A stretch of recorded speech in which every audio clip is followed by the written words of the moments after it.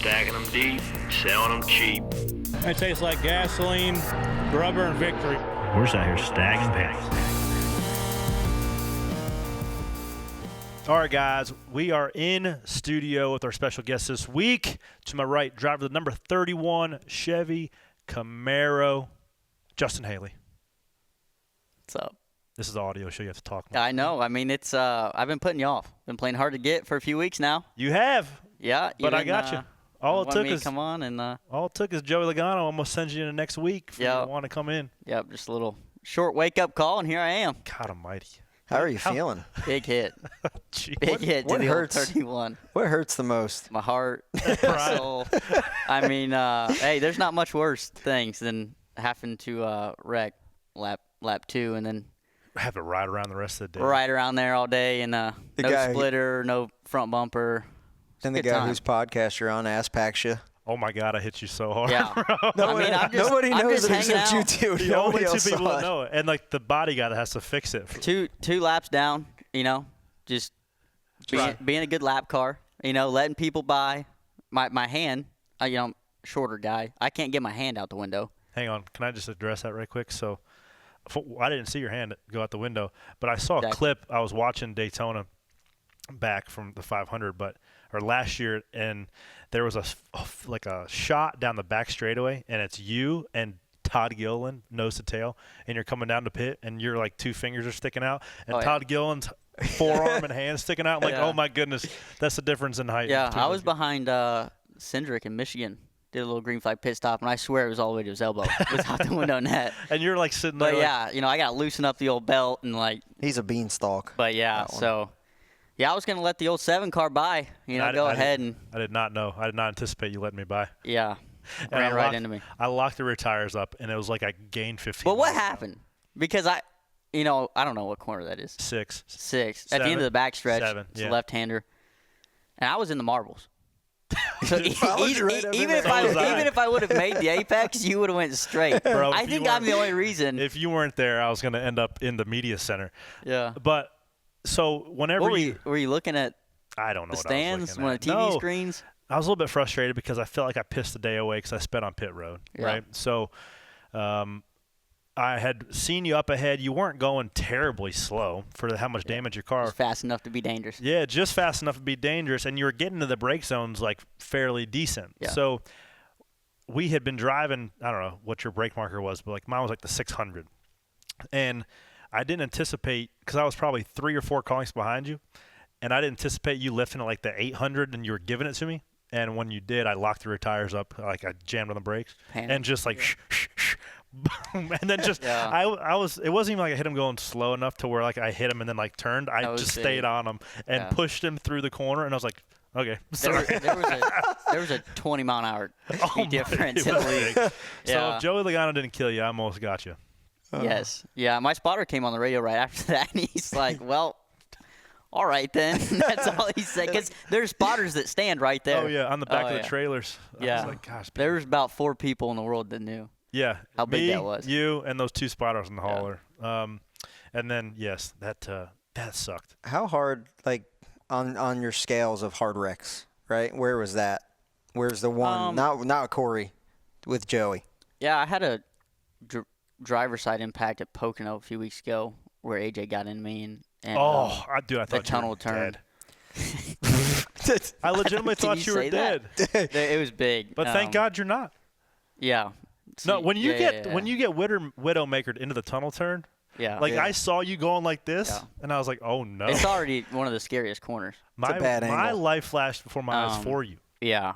So that was big. And, you just don't expect, like, that one from Indy this weekend to be big. And then you wake up and your neck's sore and, you're trying to get your bearings and everything. And it's tough. I mean, I think it was probably just the driver's side impact part of it is. You're going fast at Pocono when you get to the tunnel turn, too. Yeah. I don't think also – I think people forget that, like, when you get in a wreck like that, you are getting in a car accident. Yeah. That is, 50 Gs. Yeah. It's not like if somebody's gotten rear end of the highway at 20 miles an hour, it hurts. If you hit the wall at 160, it does not feel good. Even though you have the helmets and the belts and the seats, like that hurts. You're still hitting a stopped object with a moving vehicle. Like, it's never going to feel good. Yeah. So it's a good time in Indy. That's 2 years in a row at Indy. I've been out on the opening laps. What happened last year? I think Ross got into me in turn 1. Oof. I spun out, and someone ran over my splitter. Just took the whole front. Oh, brutal. Front off it. So. Were you guys a fan in your restart zone, since we're talking about Indy? It was only Yeah, there's only one. Yeah, in the restart. And I wasn't in any part of it. So. Well, the one restart they had, Joey backed into the entire field and log jammed it. And I was in the middle of what seemed like 4 wide. And when he hit the 12 hit me, and then the 2 put it out there like 5 wide, and it knocked my toe out. But I think that it was less just treacherous than it was last year. Yeah. But we only got 1. Yeah. Really only got 2. But I'm excited to see that. I think are they moving it for Watkins Glen? I didn't hear it. No. Same spot.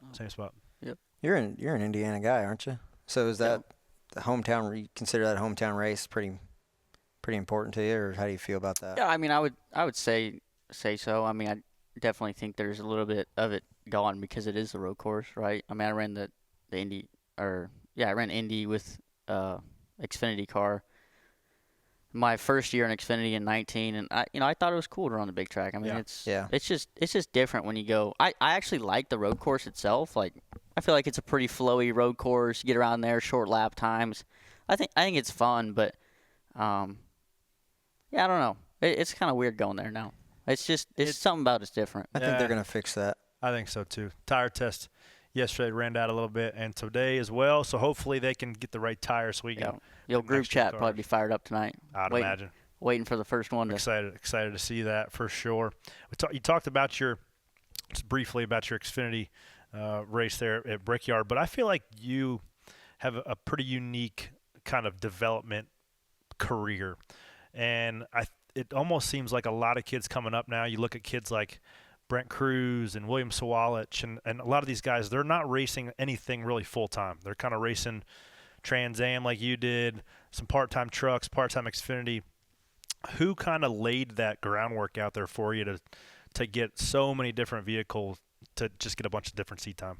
Yeah, I mean, I feel like I was probably one of the first to really expand the horizons and go Trans Am racing and do that. And it was actually my uncle Drew.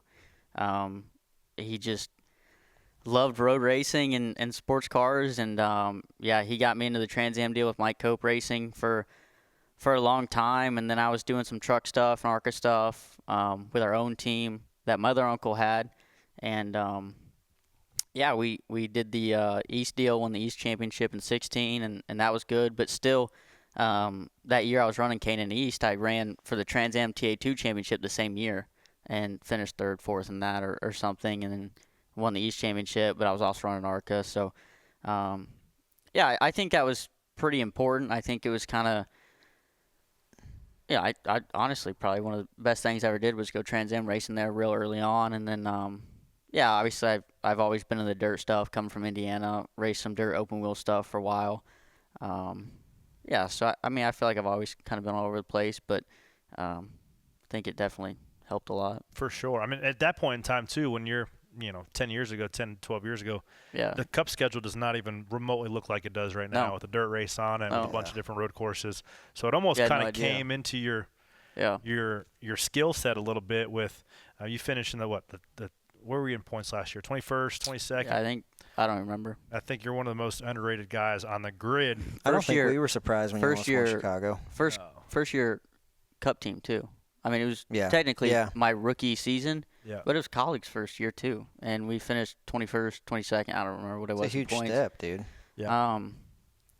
I do feel like it's a little underrated for what we accomplished last year. But and then this year, we're right there, too. I think AJ's 21st. I'm 23rd. So it's difficult. Coming for you, though. Yeah. You are the winningest Cup driver in Spire history. I am. Yes, you are. So, yeah. And that was weren't you one of only a couple guys? There's a short list of guys that have won a truck race, Xfinity race. I think there's and a 30 Cup of us, 35, 36. Pretty big. Still a pretty big deal. Yeah. Yeah, that's huge. But, they're going back to, like, Chicago, right? The Chicago Street Course. I think some people were surprised to see you leading that, but us knowing your background, I'm gonna ask the hard-hitting question here. Why didn't you wreck SVG? Why didn't you? Yeah, that was where I was trying to figure out how to word it. Yeah. Did you want to? I woke up Monday, Tuesday, Wednesday having nightmares that I just didn't fence him. I'm just honestly. I was just like, man, like, would it have changed anything? Probably not. I would have been a 2-time Cup Series winner. But you just, you're put in these positions, and I think a little bit of it was the single file restart. I don't think I had an opportunity. He was just quick. He had really fresh tires. Yeah, I don't know. I've had nightmares ever since. It's seriously one of those things. You go back as a driver, and I'm like, man, and just where you're at in your career and things. How many times do you get an opportunity like that? Yeah. Not often, buddy. Not often. For me and Corey, those opportunities are extremely rare, and that's just the reality of it. So Cup Series is hard. Yes. So yeah, you have nightmares, and you're like, man, like, especially. NASCAR came on the radio and said, hey, it's only one attempt at green, white, checkered. That's setting it up perfect for second place, right? Just stuff them in the fence.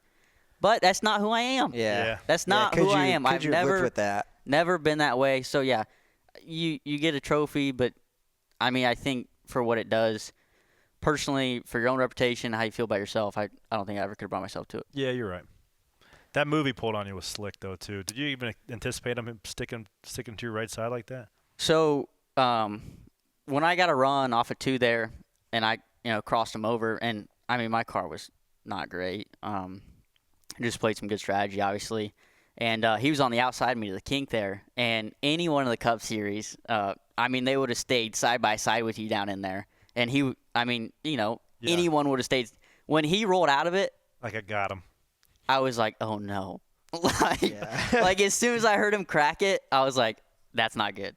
And then soon enough, it happened. But he was so strong under braking there. So, overall, great day. Yeah.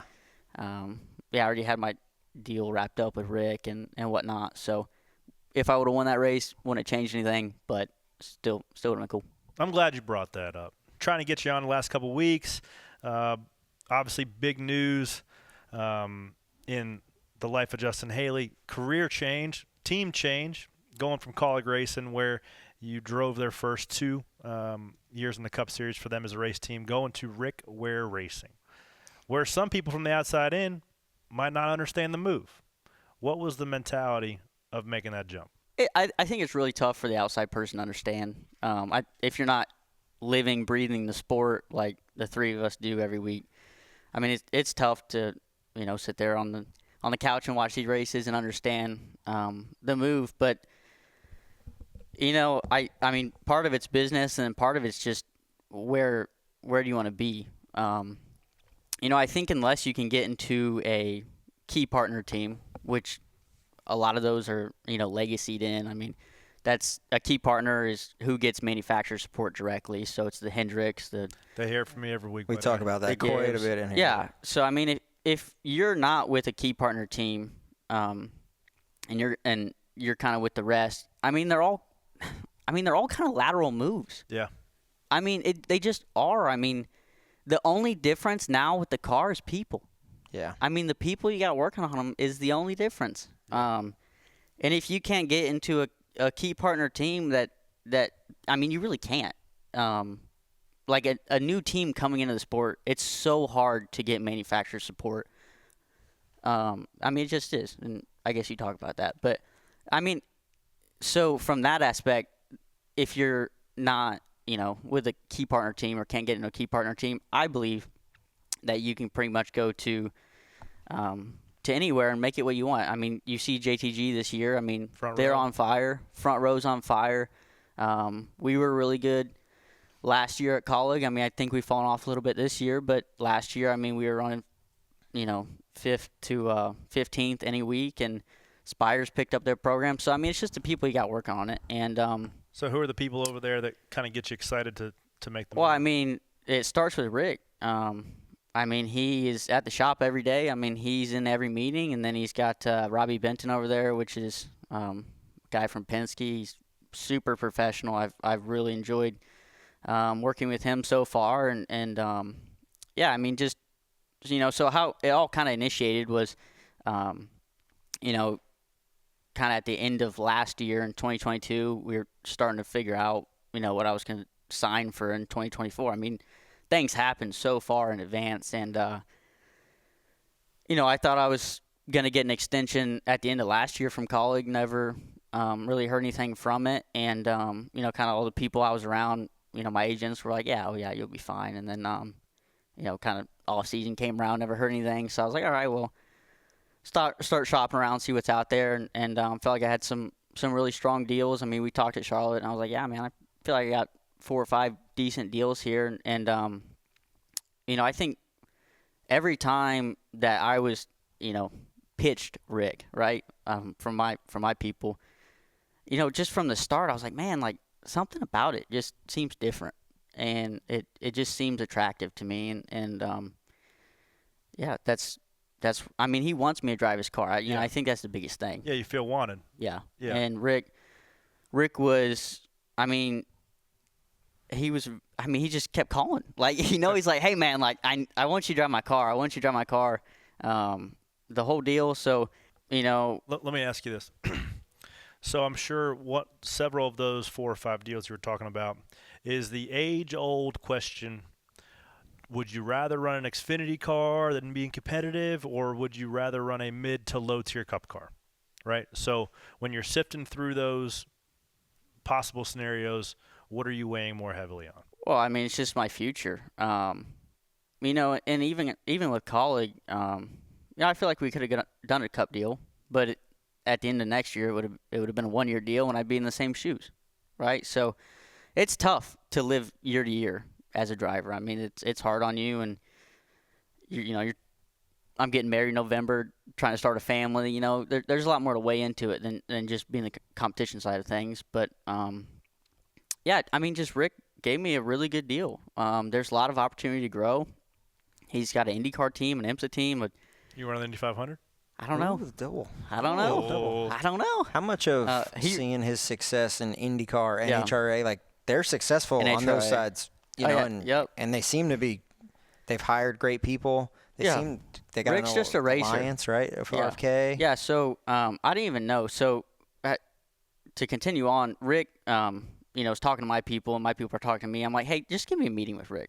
Like I'm like, hey, I need to meet with Rick, talk to him, see what he's got going on. That's all I want. So I get a meeting with Rick, and they text me the address, and it literally just says RFK Racing. I'm like, what? Yeah. What is this? Like RWR. Yeah. I'm like, RFK.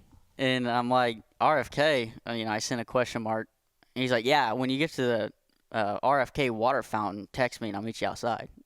I'm like, what does that even mean? Like, flick a little lucky penny into the fountain. So I call my people. I'm like, hey, he sent me an RFK. And he's like, no, they're in RFK. I had no idea. I mean, I really didn't. I mean, so go to RFK, and Rick has his nice little shop there, and I walked through it, and man, beautiful shop. I mean, beautiful shop, and talked to Robbie Benton, talked to Rick for a while, and then and walks in Brad Keselowski, and Bradley. Brad had some stuff to say, and then shook hands, and rest is history. That's gotta get you excited. I had no idea. 2 weeks they had. No idea. When I said, hey, let me talk to Rick. I mean, honestly, no idea they were aligned with RFK, which I guess I probably should have. I mean, they did announce that in February. But, I mean, it just shows you never really know what the context of that is. Yeah. Right? Yeah, I mean, I guess I wasn't expecting them to be there.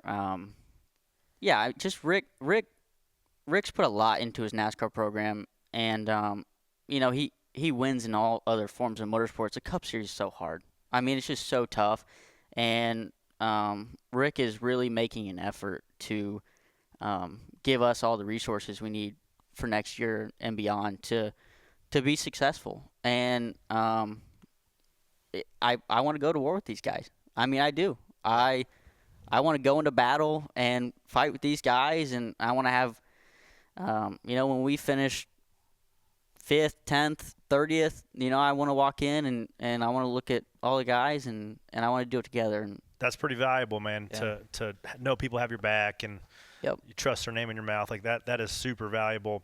And what do you and I think people don't understand the amount of experience you have in the sport, one at all different levels of motorsports. There is a reason why Rick was calling you, right? Because he does feel like he can build around a guy like you. What do you think? You're still fairly – how old are you? 24, I think. So you think – I've taken some big hits lately. last couple weeks have been tough. Yeah. You're 24? Yep, 24. Yeah, with a lot of races under your belt, what do you think just you as a driver can bring to that smaller team to just instantly pick up the competition piece? Yeah, I was a Aspire there with you for a while. And, I think I almost thrive in the underdog scenario, giving less and making more out of it. And I literally just want to go to the racetrack every weekend and have fun and enjoy the people I'm doing it with. I want to call Rick, tell him, I just want to call it how I see it. I want to be able to say what's wrong with the cars in a meeting and go to work and fix that. So, the Cup deal's hard now. There's no B motors. I mean, it's all A motor stuff. I mean, it's extremely tough. And, that's kind of what I go back to. I mean, if you're not able to get into a key partner team, then you can kind of make whatever team you're with what you want. As long as all the resources are there. And I feel like you've done a great job with that in the 7 team, Inspire, and I mean, you've molded that race team around you. Yeah. And you love going to work every day. For sure. I mean, talk about going to battle. I say that every week. It's like this is the group of guys I want to go to battle with because they got your back and you got theirs, and that's worth a lot. Let's rewind that a little bit. Did you not feel like there was a spot for you at Colleague for 24? No. What was the reason why? No, I felt like, like I said, we could have probably done a 1-year deal. But it's hard. It's hard living on 1-year deals. Yeah. And I feel like it's tough to build. If you think that you have that 1-year deal and then you're out at the end of the season, I mean, what is there to build? If I'm going to Rick Ware, he's like, hey man, I'll sign you for life. I'm like, hang on, Rick. But like that's the mentality. Yeah. He wants to bring me in and he wants to build around me and and I want to build around him and we were just talking off show there about Bob Jenkins, Jerry Freeze, everyone at front row investing in their drivers, and you have to appreciate that. I mean, you have to appreciate those guys being loyal to their guys, signing them up based off performance. And I mean, even the guys at Colleague, they said after I released that I was leaving that it wasn't performance related. Yeah, it's tough. So there's only one thing it can be. So will you race in the Indy 500? Yes. I would tell you Rick Ware wants me to. Oh, dude, you're the perfect height for an Indy car, bro. I am. Those things are I mean, it's different. Freaking speed coffins, bro. I mean, those things are unbelievable. Kyle Larson's car looks nasty, by the way. Oh, both of them look sweet. Oh. Yeah, his Cup car looks good. But so here's the deal. Let me just go ahead and organize this on the show. It's more than one day though. It's a month. You would say it is a month. It's kind of like 2.5 weeks. Yeah, it's like 2.5. Don't church it up. You're home. Just put 3 weeks. That's that's a month pretty much. Park your fifth wheel camper in the DO lot right next to Elio Castroneves and his little ice bath, and you'd fit right in. Yeah. And you could even save on logistics. You can just hop in Rick's helicopter and bird and fly to Charlotte when you're done. Do the double. Could. I mean, couldn't get any easier. Couldn't. No, so hey, can I borrow a ride? Sure. I think you could do it. I don't know. Let's start working on it. Hey, Rick, if you're listening, get Justin dialed in. Yeah. Man, I don't know. Maybe you run the NHRA. No, I wouldn't. Too. No, see? I am 1.5 feet taller than you. The thing about it is my head would be sticking out like Bowser. I mean, you've seen all these guys come in, right, at Indy this week.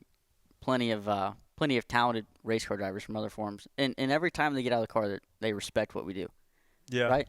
And I feel like the Indy guys respect us, and I respect the heck out of what they do. but I don't know if that means I'll do it.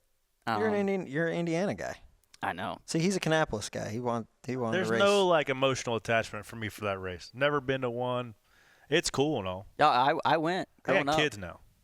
I know. Yeah, you don't have them yet. You better kids do it yet. now. Do it before kids come. I don't know. You could do it. Go do it. I don't know. You should do it. Shouldn't he do it? Hey Siri, call So Rick Ware. Yeah. Call Rick up right now. Yeah. Let's talk to him.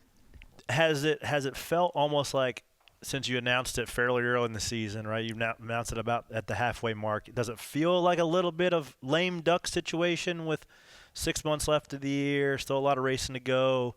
People know you're leaving. Has it changed the vibe in the shop any? No, I wouldn't think so. I think there was a lot of people wondering why we announced it so early, and you just got to sell sponsorship.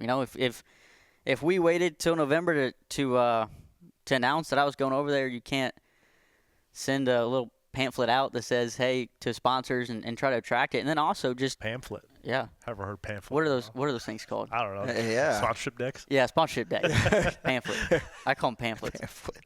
Like a trifold? Yeah, like in the mail. Like you're going on and then also, vacation. Just to be a respectful colleague, let them know early so they can get all their stuff in line and figure it out. But no, I feel like I got a strong 31 crew. I feel like we've definitely not had a good month, just based off of bad finishes. But I feel like we have good speed. We qualified 15th right there behind you this weekend, and I feel like it's been good.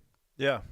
But Dude, it's never not going to be an awkward situation, no matter what. But that's a great point about one-year deals, right? Everybody's like, one-year deal, they have until November to figure it out. It's now. Yeah. Right? It starts in August. No, May.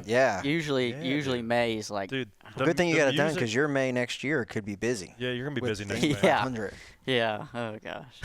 But we're going to talk that thing into fruition. I couldn't be because Larson probably be the rookie of the 500. Not you if could beat him. You can go in there and steal all the thunder. Yes. Well, didn't Jimmy get beat by another rookie a few years back? I don't know. Stingray Rob? We're not talking about them. We're talking about Was it you. Stingray Rob? Yeah. Talking about you. I don't know. What an all-time IndyCar name, too. Stingray Rob. I asked him this weekend. I met him this weekend. I said, you No, yeah. No, I went What'd he over say? to. Yeah, man. Yeah, look at my placard. No, It that's says his Stingray. name. It's on his Yeah. driver's license. It's absurd. I thought it was like a. You could have picked anything you wanted, but you went with McLovin. Frankenstein. McLovin, one name. I went over there to Rick's little tent because the IndyCar guys have like the tents. And, Yeah, it's nice. Yeah, and I'm like, is that your real name? He's like, yeah. Some bitch killed Steve Irwin. That's so cool. Could you imagine your name being Murderer. Stingray Rob? Dude, every time I see it on the broadcast, I'm like, God, that's so sweet. I'm going to change my name to Mako Shark Corey. Yeah. The first time I saw it, we were watching IndyCar, the Indy 500 driver intros. And my wife's like, rewind that. Wait, pause it. Yeah, that's his name. Yep. And you So Google Well, it. now you're going to be teammates with him, right? Teammates. Yeah. Teammates. Stingray Rob. If you had to change your name to an animal name, what do you name it? I don't know. that is an odd question that is to a ask me hard-hitting question. on the spot. Oh, man. What are you? Yeah. I just told you, Mako Shark Corey.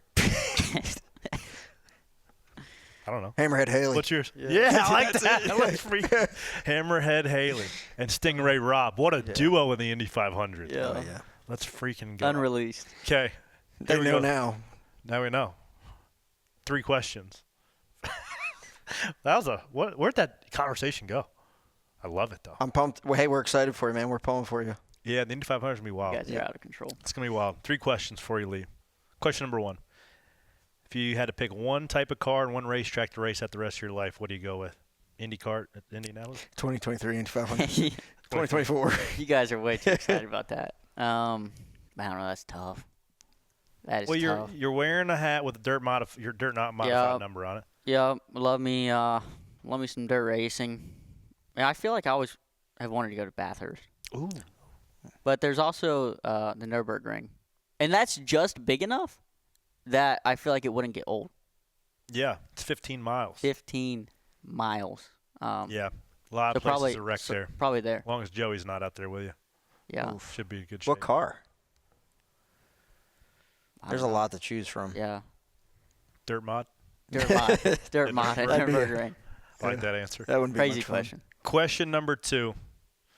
What's the most embarrassed you've been at the racetrack? I guess probably after the Xfinity race I gave away, Daytona. How'd you give it away? Went below the yellow line. Oh, the 24 car. FOE. Yeah. Believe it or not, the momentum took me down there. I would agree with that. I don't think there was much. Pull the tape. I don't think there was much I could have done with how crazy of a move it was. Who ended up getting the win? Larson. Kyle Larson. Yeah. Dang it. Who I will not be racing with next year in the Indy 500. You say that now. Yeah, just embarrassing. I mean, I don't know why. 100% on me, but.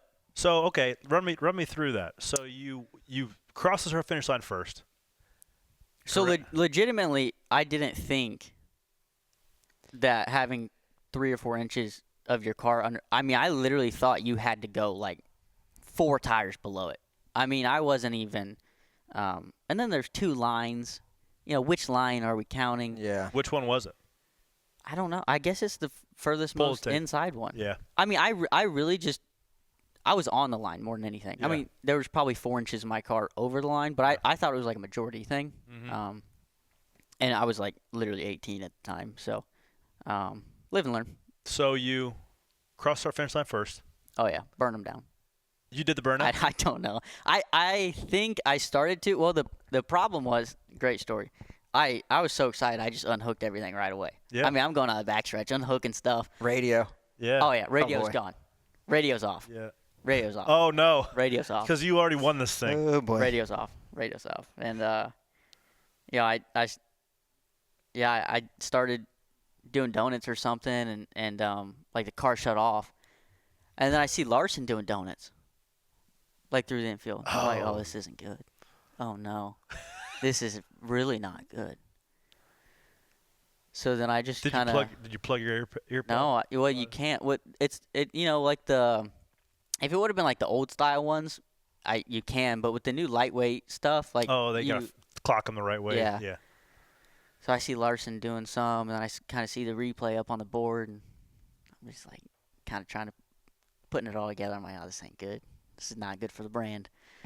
Not that I have one, but so I fired her back up. So at what point did you realize, like, I didn't win? I never had any radio communication, so I just got out.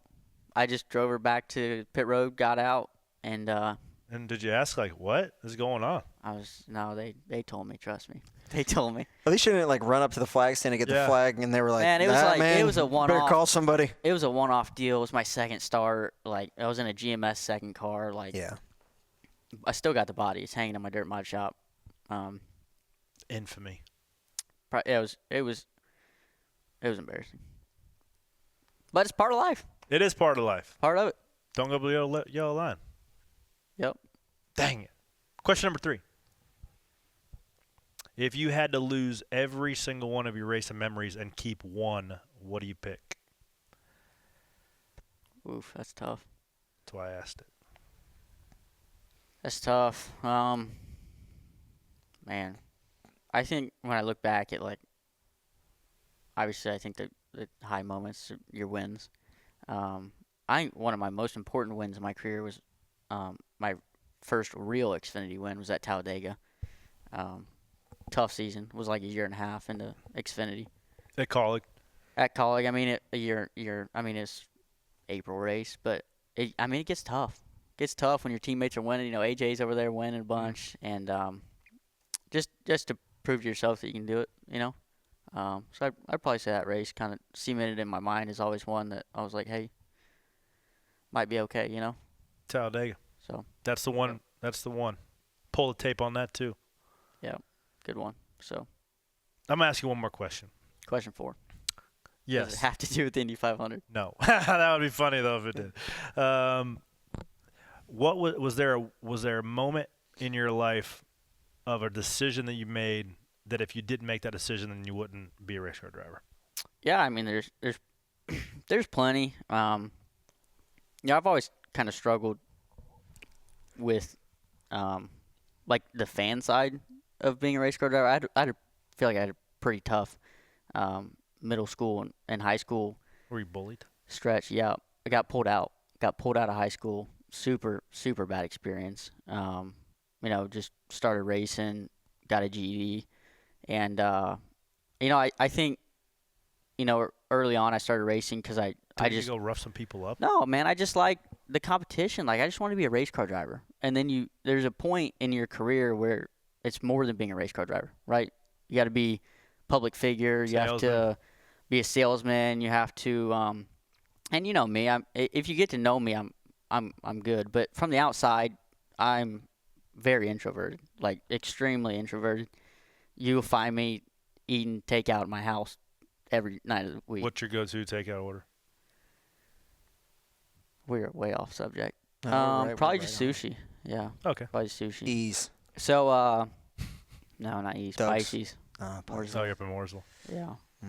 So, always struggled there. And then, I was like, well, if I'm struggling this bad, just communicating with people, like, I should probably be okay to get paid to sit in a race car and not have to talk to anyone for a few hours. Pretty sweet gig. So, that kind of shaped me early on and to who I was. And then, I found a really good deal. So I was racing late models around the Midwest for a while, and I was racing for a championship in the CRA Tour. And I was leading the championship, I believe, and got a call that Venturini had 4 or 5 races open in one of their cars. And I think that was kind of like the turning point. So they came to me, and I was like literally 15. They're like, hey, you want to run for this championship, or do you want to go race ARCA and move to North Carolina? And I was like, well, let's get after it. Moved to North Carolina. And, had some really good races with Venturini. And then the next year I was with H. Scott. So I think that was kind of the turning point was that decision. I mean, man, you're so young. Living in Indiana, I mean, maybe not for you, but for a lot of us, there's that moment where you had to move here. Yeah, I've never moved, so I don't really. Maybe you should. Maybe you should move out. Move back in. Yeah, that's something I've never really thought about, of just like leaving everything that you've known. Well, there wasn't much. What's India? Wasn't much. I didn't have much going on up there. I mean, it was tough stretch for me, but found my groove in racing. And I'd say you're pretty good at it, my friend. Thank you. I appreciate that. Well, good luck to you the rest of the year. Good luck on your next adventure. Thank you. Welcome back anytime. Thank you. And you better be warming that foot up for kickball, buddy. Yeah. That's Justin Haley. Join us right here in studio. This is Stacking Pennies. Be back right after the break.